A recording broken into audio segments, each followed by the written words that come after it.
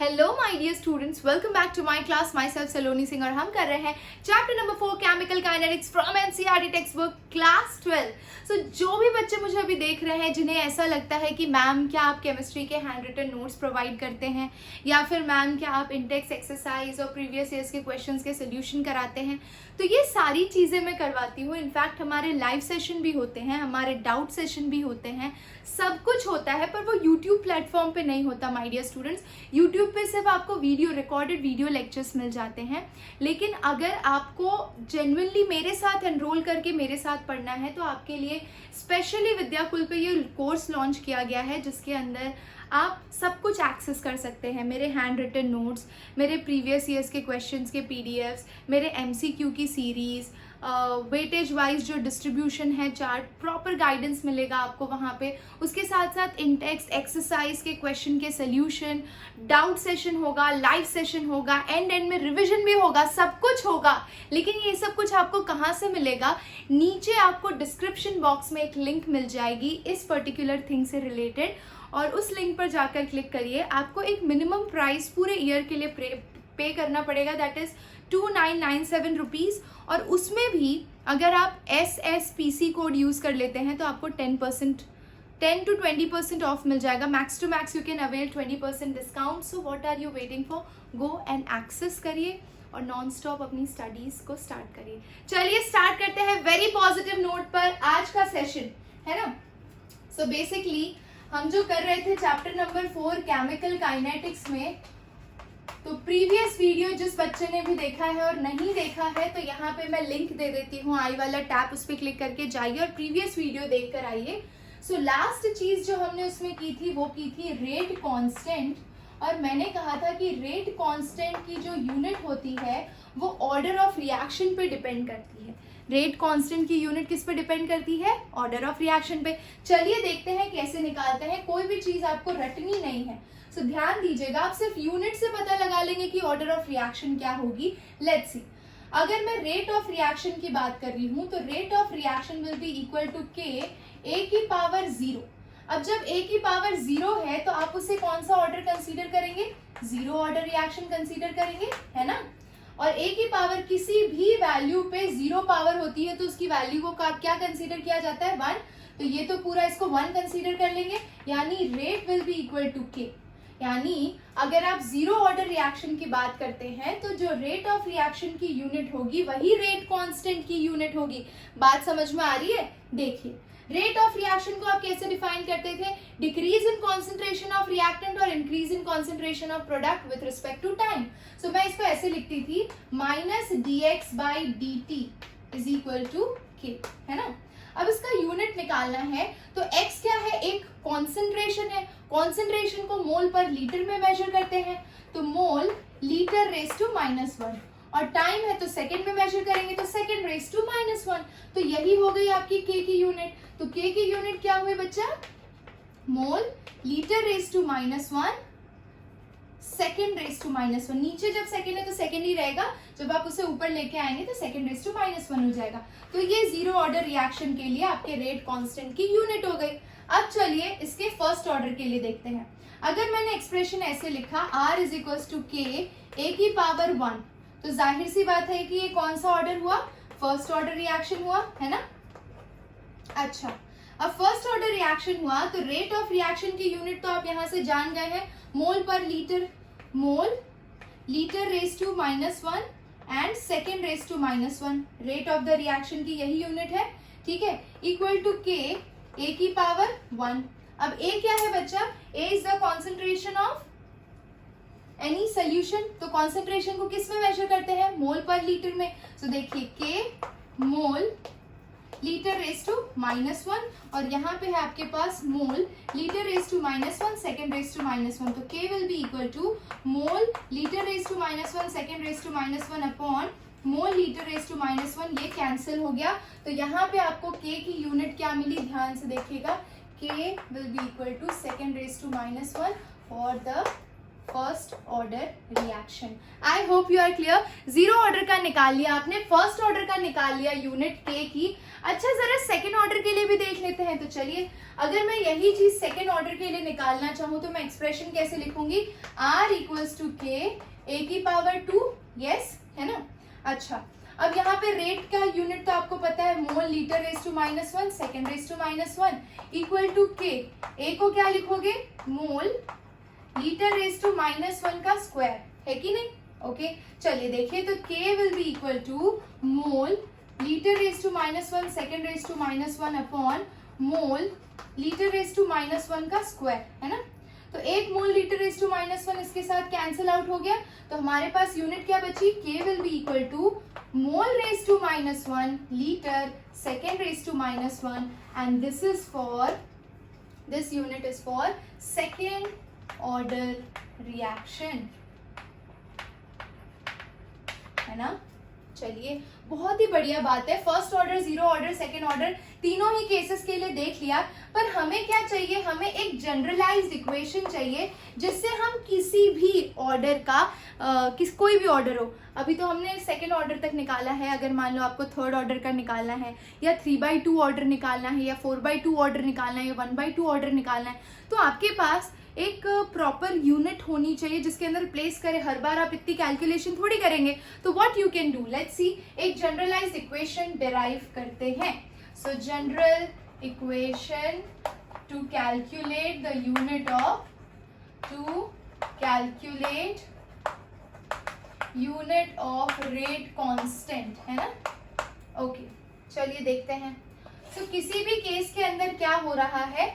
Rate is equal to k ए की power n, यानी हमारा ये वैल्यू ही हर बार चेंज हो रहा है। यहाँ पे ये वैल्यू 0 थी, यहाँ पे ये वैल्यू 1 थी, यहाँ पे ये वैल्यू 2 थी। तो for any nth order reaction हम a की पावर n रख सकते हैं, कोई भी ऑर्डर हो मान लो तो उसको n रख लेते हैं, ठीक है। अच्छा अब इसमें ये क्या है? रेट किस में होगा? कॉन्सेंट्रेशन के टर्म्स में, कॉन्सेंट्रेशन अपॉन टाइम के टर्म्स में, है ना। और ये अगर नीचे आएगा तो ये किसके टर्म्स में होगा? ये भी कॉन्सेंट्रेशन के टर्म्स में होगा, है ना my dear students. Concentration to power n, इसको मैं नीचे लाई हूं, ठीक है, डिवीजन में। तो हमारे पास k क्या आ जाएगा? ध्यान से देखिएगा, k will be equal to, how can I write it finally, 1 by time और कॉन्सेंट्रेशन n-1। ये वाली वैल्यू अगर मैं नीचे ले आई तो ये क्या हो जाएगा? कॉन्सेंट्रेशन n-1, ठीक है। अब इसको और कैसे लिख सकती हूं मैं? सो k इज इक्वल टू 1। अच्छा मुझे कॉन्सेंट्रेशन को ऊपर लेके जाना है तो मैं कैसे लिख सकती हूँ इसको? Concentration 1 minus n, sign change हो जाएगी, डिनोमिनेटर में n-1 था, न्यूमरेटर में लेके गए तो 1 माइनस n हो जाएगा। टाइम डिनोमिनेटर में 1 था तो ऊपर जाएंगे तो क्या हो जाएगा? टाइम इन -1 हो जाएगा।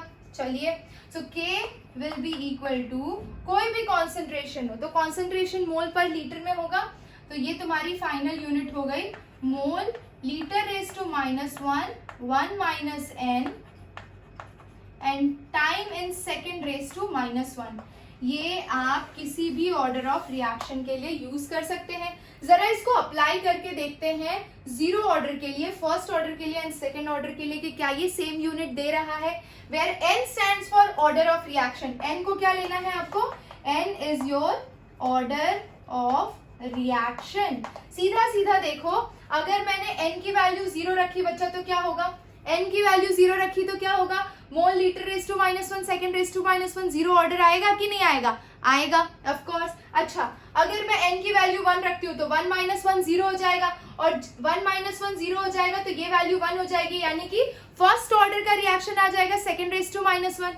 वैसे ही n की वैल्यू 2 रख के निकाल लीजिए, n की वैल्यू 3 रख के निकाल लीजिए, बिल्कुल भी डिफिकल्टी नहीं आएगी। I hope you are getting the point very very clear, ठीक है। रेट कांस्टेंट की यूनिट निकालनी है तो बहुत ही सिंपल, हमने ये फॉर्मूला देख लिया उसके लिए, K is equals to concentration जो कि मोल लीटर रेज टू -1 में होता है 1 minus n second raise to -1। अब इसे जरा प्रैक्टिकली देख लेते हैं। अगर मैंने जीरो ऑर्डर के लिए n इज इक्वल टू 0 लिया तो यहाँ पे n इज इक्वल टू 0 हो जाएगा, तो आपकी यूनिट क्या हो जाएगी? Mole litre raise to -1 second raise to -1, correct. अगर मैंने n की वैल्यू 1 ले ली माय डियर स्टूडेंट्स, तो ये 1 माइनस n है ना, 1 माइनस n है, तो 1 माइनस 1 0 हो जाएगा। और मैंने आपको बोला है जैसे ही 1 माइनस 1 0 करोगे तो इसकी पूरी वैल्यू कितनी हो जाएगी 1, तो आपके पास क्या बचेगा सेकेंड रेज टू माइनस 1, है ना। अगर मैं n की वैल्यू 2 लेती हूँ तो 1 माइनस n यानी कि 1 माइनस 2, तो यहाँ पे माइनस 1 बचेगा, तो क्या हो जाएगा देखो mole litre raise to minus 1 and यहाँ पे माइनस 1 बचेगा, तो आपकी यूनिट्स कैसे चेंज हो जाएगी, देखिए क्या बनेगा mole raise to minus 1 litre second raise to minus 1। इस तरह से फर्स्ट ऑर्डर, जीरो ऑर्डर और सेकेंड ऑर्डर के लिए आप ये फॉर्मूला यूज कर सकते हो, किसी भी ऑर्डर के लिए यूज कर सकते हो। It is multitasking, multi talented. चलिए अब आ जाते हैं इंटीग्रेटेड रेट इक्वेशन पे माय डियर स्टूडेंट्स। अब आप पूछेंगे मैम इसकी क्या जरूरत है। देखिए इसके डेरिवेशन की आपको बिल्कुल जरूरत नहीं है, लेकिन एनसीईआरटी में दिया है तो हम करेंगे, देखेंगे कैसे इसका फाइनल फॉर्मूला आया है। बेसिकली इसके फॉर्मूला को यूज करना है हमें न्यूमेरिकल्स के अंदर, तो हमें चीजें पता होनी चाहिए। स्टार्ट करते हैं सबसे पहले जीरो ऑर्डर रिएक्शन का इंटीग्रेटेड रेट इक्वेशन। अब क्वेश्चन ये आता है कि क्यों हमें इंटीग्रेशन करना है, क्यों इंटीग्रेटेड रेट इक्वेशन निकालना है। इसलिए निकालना है माय डियर स्टूडेंट्स क्योंकि एज अ केमिस्ट मुझे ये पता होना चाहिए कि भाई 50% रिएक्शन कितनी देर में कंप्लीट हो जाएगा, 100% रिएक्शन कितनी देर में कंप्लीट हो जाएगा, 60% रिएक्शन कितनी देर में कंप्लीट हो जाएगा, 10 साल में रिएक्शन कितना कंप्लीट होगा या कितना प्रोडक्ट देगा। तो ये सब जानने के लिए हमें इंटीग्रेशन करना पड़ेगा। चलिए देखते हैं जीरो ऑर्डर रिएक्शन के लिए आप डेफिनेशन क्या लिखेंगे। तो reaction in which rate of reaction, the reaction in which rate of reaction is independent of initial concentration of reactant, initial concentration of reactant। कहने का मतलब क्या है कि अगर आप जीरो ऑर्डर रिएक्शन का एक्सप्रेशन लिखते हैं, rate is equals to k, ए की पावर 0 ही लिखेंगे, ए की पावर 0 यानी उसकी वैल्यू 1, यानी कि अगर आपका रिएक्टेंट है ए तो वो उसको कितना भी बढ़ाओ कितना भी घटाओ, रिएक्शन की रेट पे कोई फर्क नहीं पड़ने वाला, रिएक्शन की स्पीड पे कोई फर्क नहीं पड़ने वाला है क्योंकि ए की पावर 0 है। तो ऐसा रिएक्शन जिसके अंदर रेट ऑफ रिएक्शन रिएक्टेंट की कॉन्सेंट्रेशन पे डिपेंड नहीं करता, उसे हम बोलते हैं जीरो ऑर्डर रिएक्शन। ठीक है, अच्छा चलिए अब इस एक्सप्रेशन को जरा और एलैबोरेट करते हैं। तो एक्सप्रेशन क्या है हमारा, R is equal to k, ए की पावर 0, है ना। इसको और कैसे लिख सकते हैं, तो रेट ऑफ रिएक्शन को आप क्या लिखते हैं, decrease in concentration of reactant, decrease in concentration of reactant with respect to time को कैसे डिनोट करते हैं, minus d r upon d t is equals to k a not, है ना। अच्छा R क्या है इसमें बच्चा, R is the concentration of reactant at time t, है ना। Concentration of reactant at time is equal to t। अच्छा ओके, अच्छा ये इसकी वैल्यू तो आपकी कितनी हो जाएगी 1। So what final expression you are going to get, minus d r is equals to k d t, है कि नहीं। अब मैं इस इक्वेशन को इंटीग्रेट करूंगी। So integrating from both the sides, integrating from both sides, दोनों साइड अगर आप इंटीग्रेट करते हैं तो आपको क्या मिलेगा। अब जो मैथ्स वाले बच्चे हैं वो ये स्टेप समझ जाएंगे और जो बायो वाले बच्चे हैं उनको ये समझने की जरूरत ही नहीं है, ठीक है। उनको सिंपल फाइनल फॉर्मूला से रिलेशन जानना है, लिमिट्स प्लेस करने की कोई जरूरत नहीं है, तामझाम करने की जरूरत नहीं है, मैथमेटिक्स की क्लास नहीं है। सिंपल हम इसको इंटीग्रेशन करने के बाद जो फाइनल एक्सप्रेशन है वो लिख देते हैं। सो फाइनल एक्सप्रेशन क्या आ जाएगा इसका, r is equal to minus k t plus I, ठीक है। ये फाइनल एक्सप्रेशन आपको याद रखना है, ठीक है। अब इसमें I क्या है भाई, so I is your integration constant my dear students.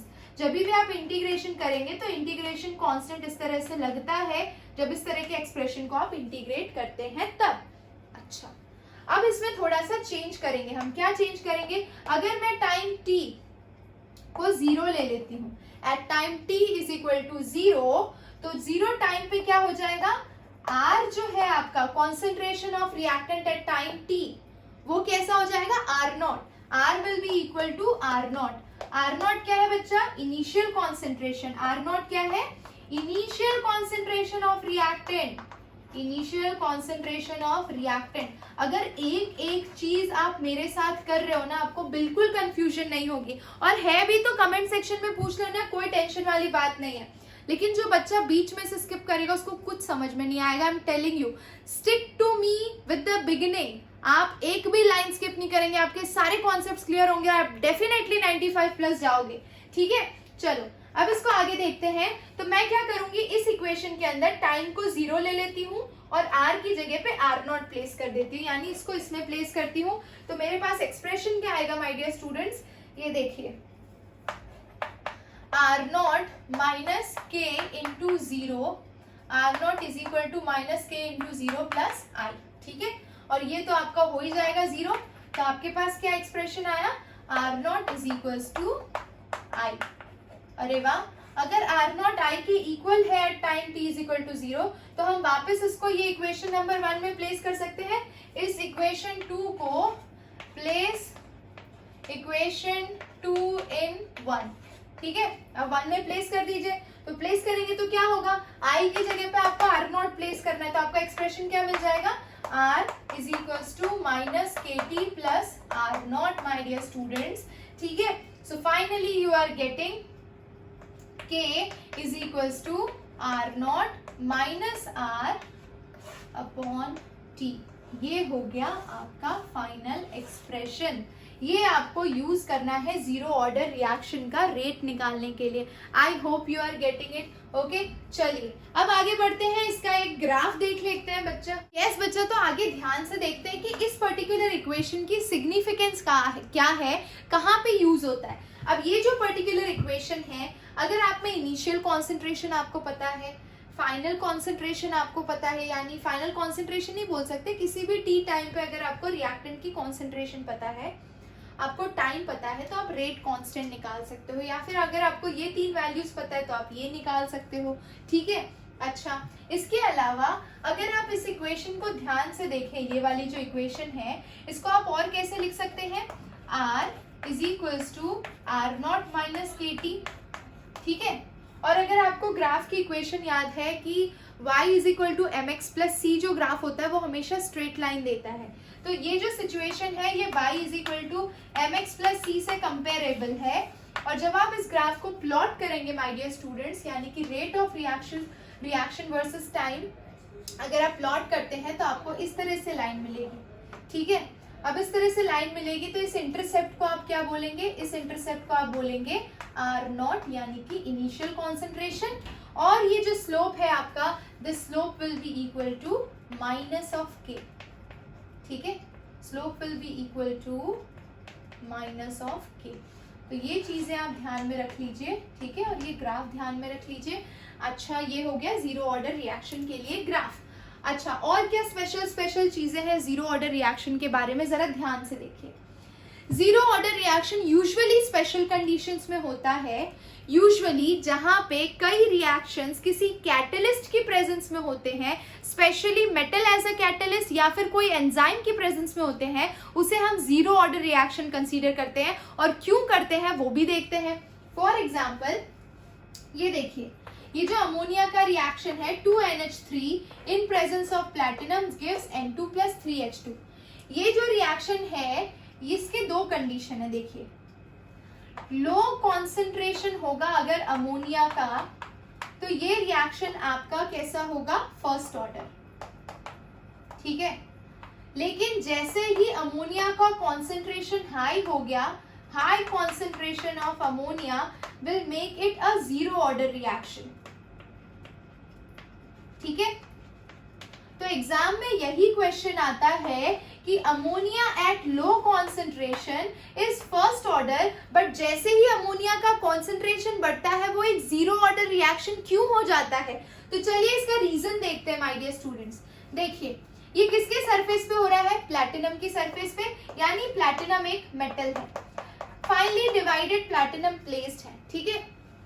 Initially ammonia का कॉन्सेंट्रेशन लो है, तो जितना अमोनिया, जितना ज्यादा से ज्यादा, यानी इनिशियली तो रिएक्शन स्टार्ट ही हुई है, तो अमोनिया जैसे जैसे प्लैटिनम के कांटेक्ट में आएगा वैसे वैसे प्रोडक्ट में कन्वर्ट होता जाएगा।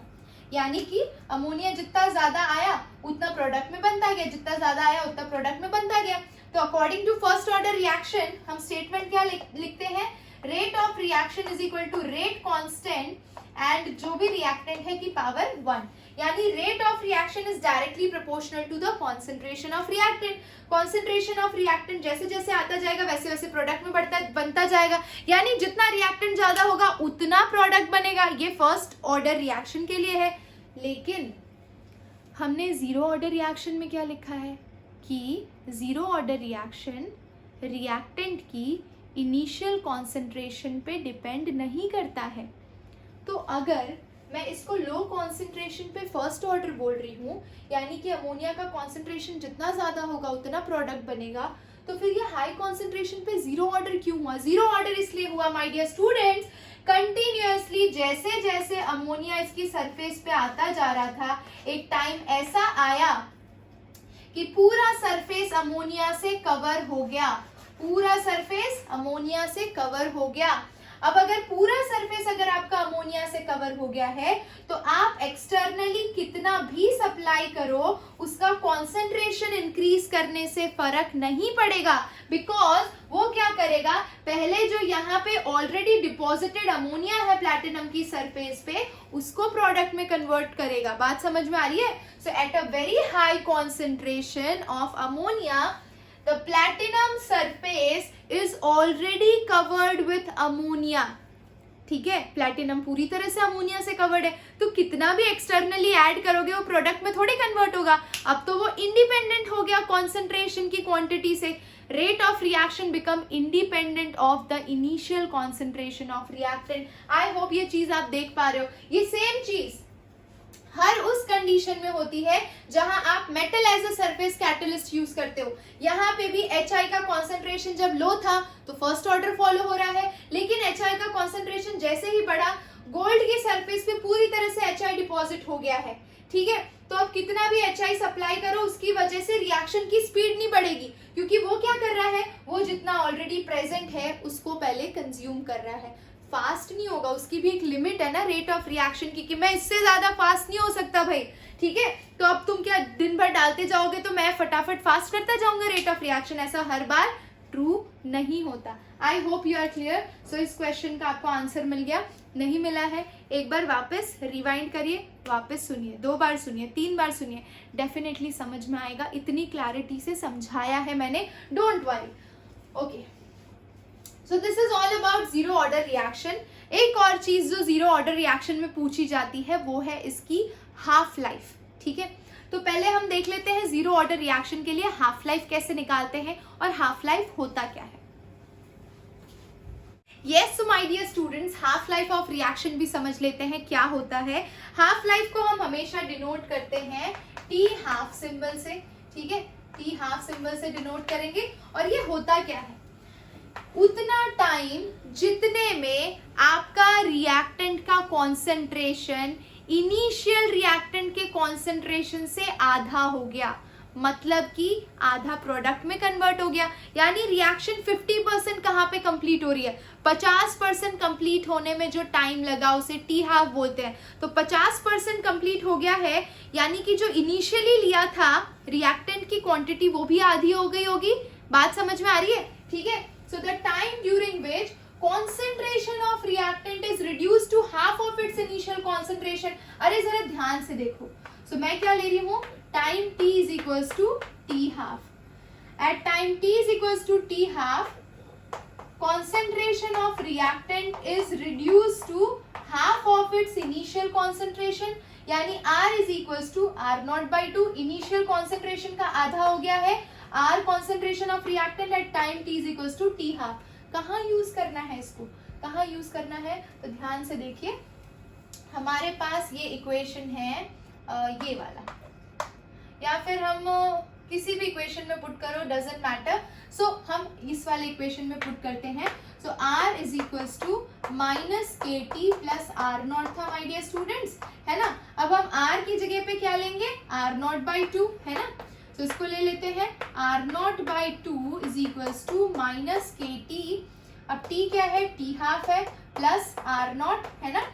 सो के t half will become equal to r naught minus r naught by 2.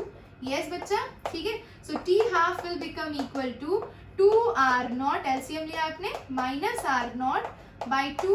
so क्या मिला आपको, so finally you are getting the equation as t half is equal to r naught by 2k, है ना। ये मिल गया आपको, t half is equals to r naught by two k, यानी जीरो ऑर्डर रिएक्शन का अगर आपको हाफ लाइफ निकालना है तो आपको ये फॉर्मूला यूज करना है। अगर जीरो ऑर्डर रिएक्शन का रेट कांस्टेंट निकालना है तो ये फॉर्मूला यूज करना है। अब इसके बेसिस पे इसका ग्राफ कैसा आएगा, तो शक्ल से दिख रहा है आपको कि t half is directly proportional to r naught, यानी initial concentration of reactant for zero order. Zero order है उसका जो टी हाफ है वो इनिशियल कॉन्सेंट्रेशन पे डिपेंड करता है। तो इसका ग्राफ बना लेते हैं अब फट से, ठीक है। अच्छा देखिए इसका ग्राफ कैसा आएगा, क्योंकि t half is directly proportional to r naught, तो अगर आप ग्राफ प्लॉट करेंगे t half versus r naught की, तो आपको क्या मिल जाएगी, स्ट्रेट लाइन मिल जाएगी। और अगर आपको इसका स्लोप निकालना है तो स्लोप इज इक्वल्स टू, तो slope will be equal to 1/2k। ये हो गया आपका जीरो ऑर्डर रिएक्शन के लिए ग्राफ। दो ग्राफ देखे हमने, दो ग्राफ, दो फॉर्मूला, एक रेट कांस्टेंट की यूनिट। अब देख लेते हैं कि आप बोलोगे मैम आपने तो सिर्फ 50% रिएक्शन कंप्लीट होगी उसकी बात की है। अगर मुझे निकालना है कि 75% रिएक्शन कंप्लीट हुई तो उस केस में ये रिलेशन क्या निकलेगा वो भी देख लेते हैं। तो अगर मैं लेती हूँ, यहाँ पे ध्यान से देखिए, बहुत बढ़िया चीज है। काम करते पूरा बोर्ड रब करके वापस करते हैं, ठीक है। ये स्टूडेंट्स, तो आपको ये तो पता है at t half for zero order reaction t half is equals to r naught by 2k। अब मेरा क्वेश्चन है कि मुझे t 3/4 निकालना है। टी हाफ का मतलब क्या हुआ, 50% रिएक्शन कंप्लीट हो गई और 50% बाकी है। एट t 3/4 का मतलब क्या हुआ, यानी कि 75% कंप्लीट हो गई है। 75 को 75/100 लिख दो तभी 3/4 आता है, यानी कि 75% रिएक्शन कंप्लीट हो गई है। तो 75% रिएक्शन कंप्लीट हो गई है माय डियर स्टूडेंट्स। तो बची कितनी है, 25% बची है। 25% बचे होने का मतलब कितना हुआ, 1/4 हुआ, ठीक है। सो एट t 3/4, यानी कि अगर time t is equals to t 3/4 लेते हो तो r will become equal to r naught by 4, है ना। इतना ही रह जाएगा, जितना रह जाएगा वो क्वांटिटी लेते हैं हम। अगर यहाँ पे t 3/4 लिखा है यानी 75% रिएक्शन कंप्लीट हुई है, तो बचा हुआ 25% लेना होता है यहाँ पे, ठीक है। तो r is equals to r naught by 4 ले लिया आपने। अब इसको वो इक्वेशन में पुट करते, कौन सी इक्वेशन थी हमारी, r is equals to minus k t plus r naught थी, है ना। अब उसमें r की जगह पे आपको ये वाली वैल्यू प्लेस करनी है, तो कितना हो जाएगा, r naught by 4 is equals to minus k t plus r naught. चलिए इसका भी एलसीएम ले लेते हैं, तो what you are getting, so k t will become equal to r naught minus r naught by 4। कितना हो जाएगा, 4 ये हो जाएगा 4 r naught minus r naught by 4. I am not skipping any single step so that you can understand.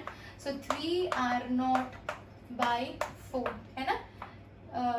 ये t हो जाएगा, that is equal to k, या फिर k ले लीजिए यार, यहाँ पे t 3/4 ले लीजिए, ठीक है।